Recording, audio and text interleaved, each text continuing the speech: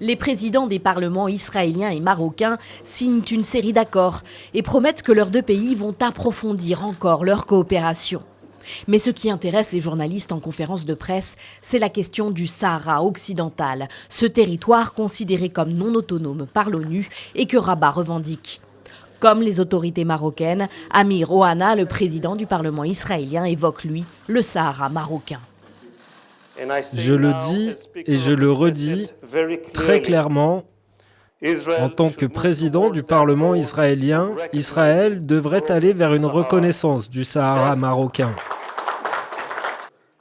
Je peux vous dire qu'il y a actuellement des discussions sérieuses entre nos gouvernements sur cette question et je crois que le Premier ministre Netanyahou annoncera sa décision dans un avenir proche. Les relations entre le Maroc et Israël se sont normalisées depuis que les États-Unis de Donald Trump ont reconnu la souveraineté marocaine sur le Sahara occidental fin 2020. Le royaume chérifien s'efforce d'obtenir la même chose de la part de l'État hébreu.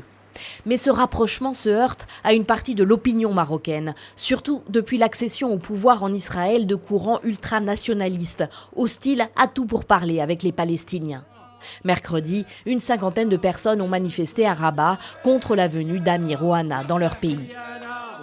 Nous sommes ici aujourd'hui pour dire au président du Parlement marocain qu'il n'a pas le droit de recevoir ici le sioniste qui a commis des crimes de guerre, de le recevoir ici sur la terre marocaine et encore moins au nom du peuple marocain. Nous sommes ici pour dire aussi qu'on continue la lutte et que ces accords de normalisation, nous les ferons tomber et que nous continuons à lutter pour que la Palestine soit libre.